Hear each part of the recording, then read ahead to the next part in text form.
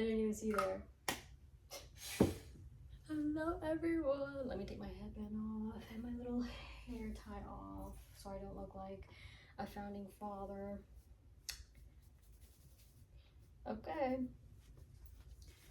What's up? What's up? What's up? Hello everyone. It's been several days since I last vlogged. Like, I've been wanting to vlog, but something in my brain just isn't cooperating with me. It isn't cooperating with me, let me tell you that. Let's see, I don't have any reading updates for you because I actually also haven't read in a while. However, let me tell you, I have only about 130-ish pages left of Pecan Pies and Dead Guys, so I do want to finish it. Well, I'll try to finish it today, but no guarantees. I would like to finish it soon is what I should be saying. And as for the Odyssey, I haven't read it. Yeah. I don't even know where I stopped. I think, hold on. Let's see. Oh, book 5. This is book 5 or book 4? No, this is book 4. I stopped at book 4.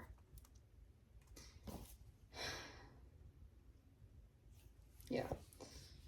Lots to go there, obviously, but wow, it looks like I made a big dent, doesn't it? I like it when it looks like I've made a dent in the book, even though I haven't made any dent at all. It makes me more motivated to finish. It makes me feel cool and nice. I don't know. Does that make sense to anybody else? Like, I'm just 36 pages in, but it looks like, wow, I've read a chunk of it. Not even a good chunk, it just a chunk. I've read a chunk of it, and it's nice to look at, nice to acknowledge that I'm actually making progress. I don't know, it happens with every single book, obviously. Every single book has chunks you'll read, but something about it is just so satisfying to look at. Yeah. And I haven't read Vesper Flights either. I'm still on page 233. It's pouring out there, and I'm actually pretty grateful for it because for the past few days, nearly the entire week actually, it's been so windy that it concerns me a little bit. I love the gloomy vibes. I love the gloomy vibes. I love the gloomy vibe. For about a week, it's been looking overcast, but it has not rained at all. It's been that weird center thing where it looks overcast, but the sun is still pretty bright. Not my favorite kind of weather, actually, I'll tell you. But also, it's been so freaking windy for the past few days that I was worried. I was like, who's done aggravated the weather? You know what I mean? Because it sounded like whipping. Like, wind was literally whipping past the windows. Every time I'd look over and I'd be so concerned, and the trees were fully bending, and I was like, oh girl, clutching my pearls. I hope everything is all right. Not so windy today, but definitely rainy. Yeah, and it's been super hot as well.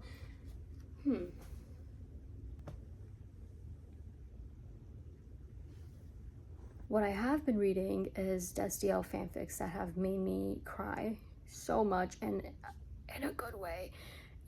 I love a good angst with happy ending fanfic, but I also love a fanfic, even if it's not super angsty or whatever, I love a fanfic where a character is hurting, but in a way that they're finally airing out their grievances, you know?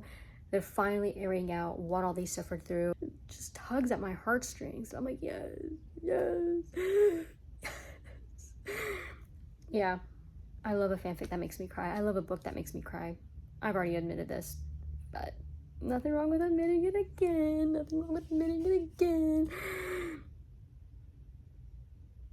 And actually, for the past, hold still please.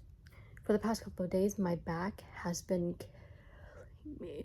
It's been killing me. 2 days ago, the worst flare-up I've ever experienced. And I feel like I say this every single time I have a flare-up, but it's because every single time is worse than the previous time. It progressively gets worse.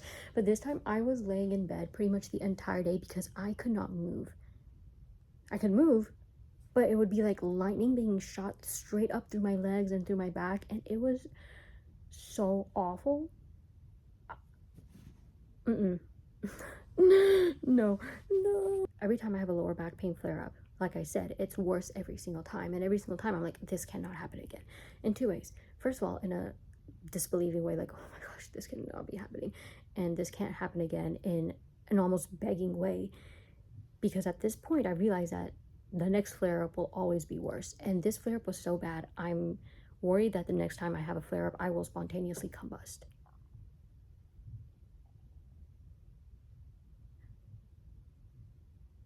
I've never had to be bedridden over my back pain before.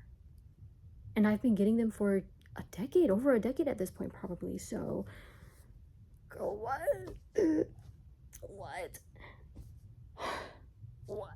When I am dead and gone, the world will not have lost me, for I will have lost the world. No longer will I see the trees so beloved to me, their branches swaying and their leaves rustling even as they fall, nor will I see the clouds above me, or the birds that guide my eyes to the open skies. I will not hear their songs, and no longer will I feel the sun on my face and the wind in my hair. The rain will fall, but no longer on my skin. The waves will crash, but no longer chase me in my joy. And the moon will peak, but no longer to greet me. I will be gone, and the world won't come with me. Let me tell you what this is about, okay? Let me tell you what this is about. Hold on, let's sit down. This is about a revelation I had about myself really, really recently, okay? And this revelation is that I'm not scared to die. I've never been scared to die, but I've always had this apprehension in me about death and dying, and one I couldn't put a name to. But I recently figured out it's because when I die, I will never see the world again. Not the way I see it now, at least. You know, I believe in reincarnation, so when I'm reborn, I won't be reborn as myself. I probably most likely won't have these memories, these same feelings or thought processes or emotions or anything. I'll be an entirely different being. I might be a tree myself, I might be a bird, I might be a plant, I might even be a rock or an ant or a bee or a spider or what have you, what else, right? But I'll never be me in this body, appreciating, seeing, loving the world as I see it now. And I hate that. I hate that. Oh my gosh, I hate that. I love the world so much. I love it so much. Sometimes I feel like I was born to stare my life away, stare specifically at nature, at the trees, at the grass, at the skies, at the clouds, not directly at the sun, but sometimes, you know, sometimes it's like, look at me, Sony, look at me. You know, you want to look at me so bad. And I'm like, okay, fine. Oh, why'd you do that to me? You know, stare at the moon, I could stare my life away. Maybe I'm meant for bigger things, greater things, grander things, but I look at the world sometimes and I'm like, what is bigger, greater, better than just staring at the trees, at nature, staring at the clouds, staring at the open sky, and marveling at it, and how beautiful, wonderful, literally so magical it is. And in an ideal world, I could stare my life away, but we don't live in an ideal world. We live in, well, I live in a capitalistic nightmare.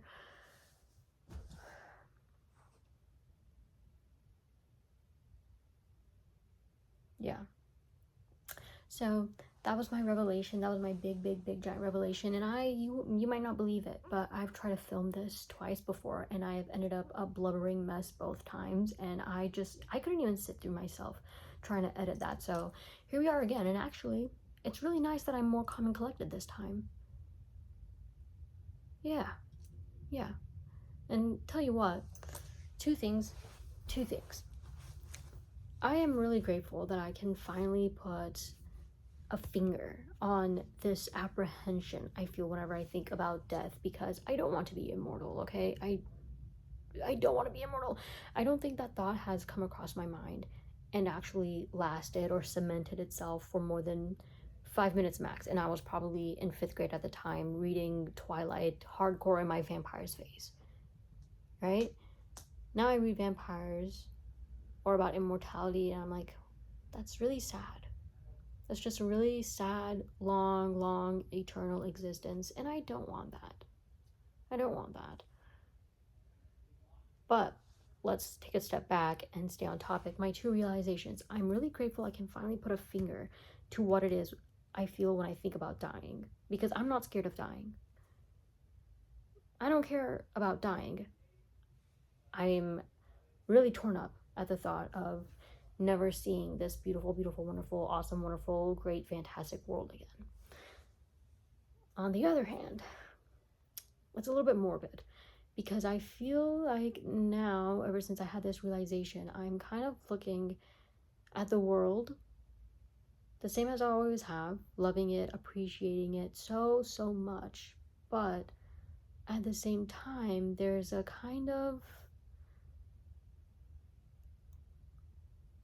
there's an M word. It starts with an M.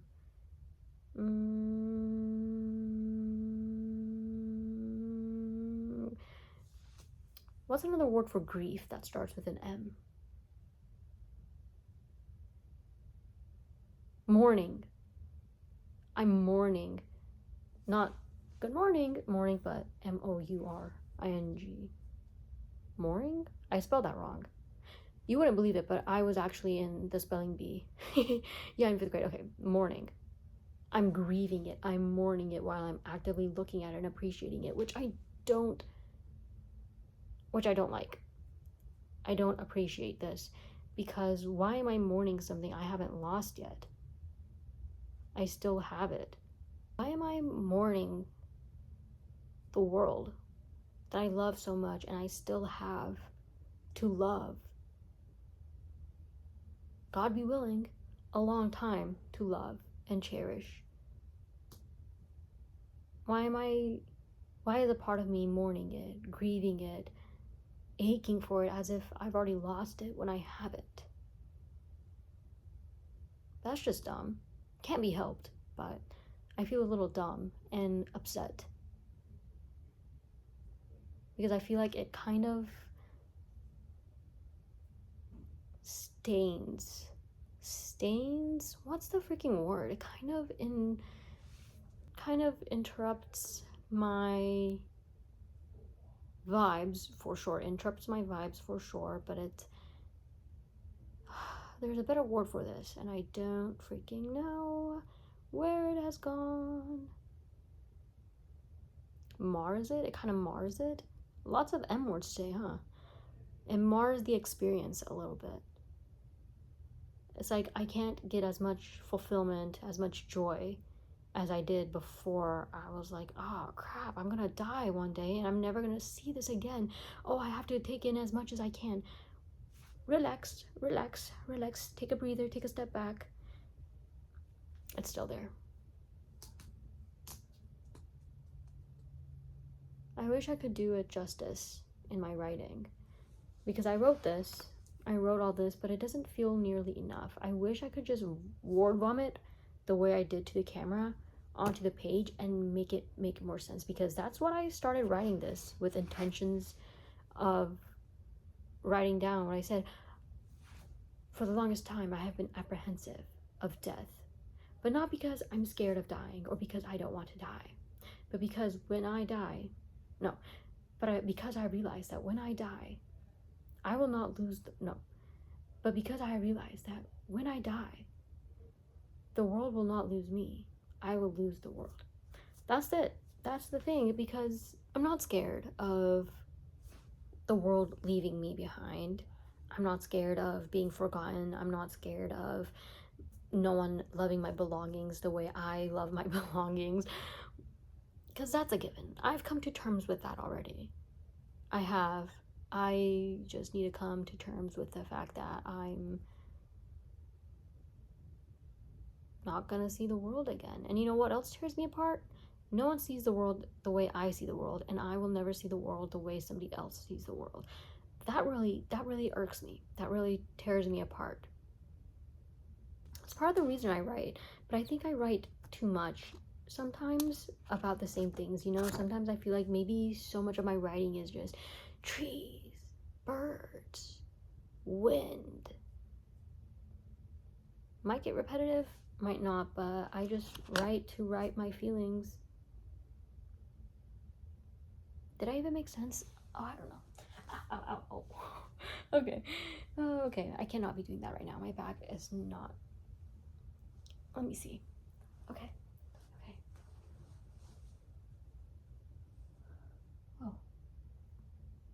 I'm down. I'm down. I'm down. Okay.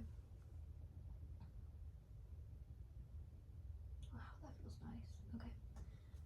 Oh, I love floor time. Hold on, let me get you. Okay. I love floor time. Sometimes I get on the floor and like press down my back, right? The way it feels best. And something just like clicked into place and wow, it just feels so relieving. Whew. Sometimes it doesn't work, but I love it when it does because I feel like, wow, the world just clicked into place. Do I look crazy right now or do I look cool? Crazy cool. Ooh. Okay, my mom's calling. Hold on. Let me tell you what the problem might be, and I discovered it just now. This is my notebook where I write purple prose. Flowy, artful, more creative, and I try to make it more beautiful, etc., versus this right here is my journal. So obviously I won't be writing as candidly. No, of course I won't be writing as candidly in here as I will be writing in here. So there's an issue that I could start with. Thank you, Sonali. Thank you for that. Would have been saved me a big 10-minute rant with you, wouldn't it have? Also, and also, y'all remember when I cut like the front random hairline pieces really, really freaking short? Yeah, they're going in. They're going in, and sometimes, hello? They're going in, and sometimes they just like to stay like this. Sometimes I can manage to push them to the side, like I can now. But recently, they've just been kind of staying out like this, which is fun. And my sister pointed out that it looks ridiculous, and I was like, yeah, you know what, it looks ridiculous, but the consequences of my own actions, I shall accept them, because I knew they were coming.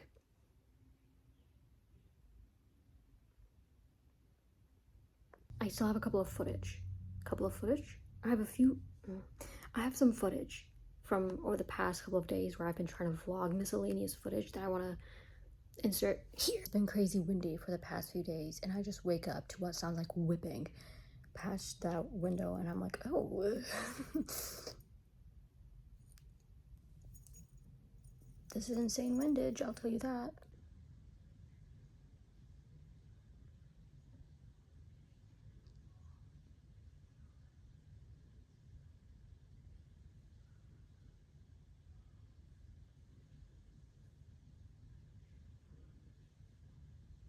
One day I will be dead and gone, and I will never see this again. Are you kidding me? And nobody else will ever see it the way I see it. Do you know how devastating that is to me? It's also devastating to me that I will never see the way it's also devastating to me that other people see the world in a way I will never see it. You're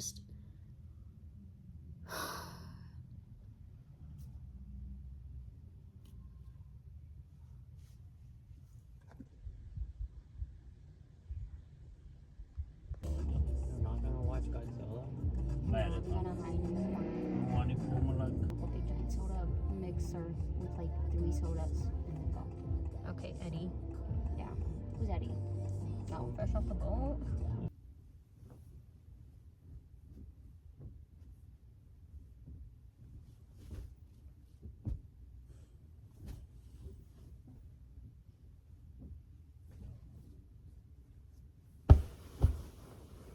I feel sick. I didn't sleep well last night. I did also just unintentionally ingest a bunch of toothpaste. It's not funny. It's not funny. It's just something I did and my chest burned for a bit and now it's fine, probably. I've been thinking about it for a few months, but I liked the green pair. No, why did I say green? I liked the pink pair of jeans so much. Bought the brown pair today. The crows have been going absolutely crazy out there for about an hour now. Can't really see them, but I hear them. Oh, They're hanging out over there. They're also all in that tree over there. I love birds and I love trees. Like, I don't know what else to tell you.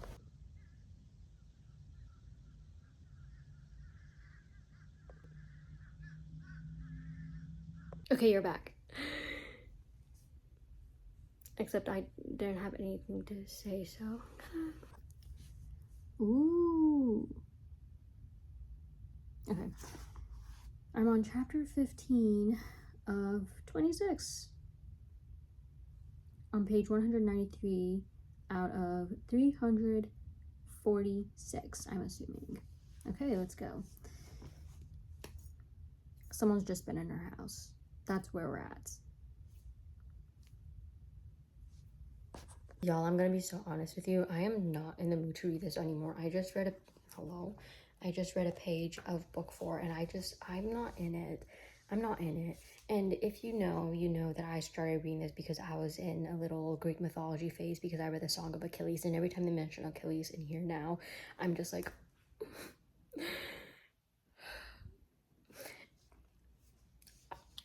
I'm a big mood reader. I don't know. I'm like, I want to read it, but also my heart's just not in it. That's the thing. I do want to read it. It is interesting. I am enjoying it, but my heart's just not in it. So I might have to DNF this for now and come back when I'm in the mood.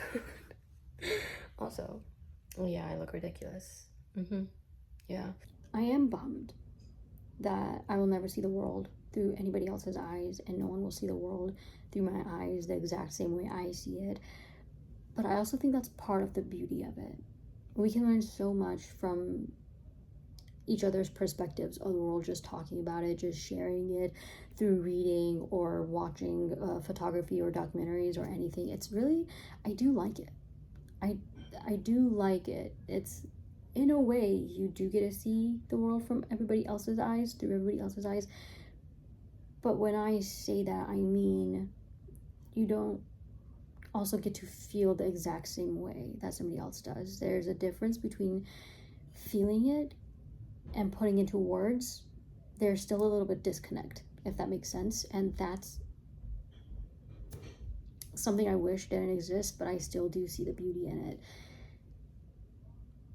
Yeah. I think that's it for this video. So if you watched this far, thank you so much. I really, really freaking appreciate you. But I will see you all next time. Be kind, be smart, and stay safe, everyone. Bye.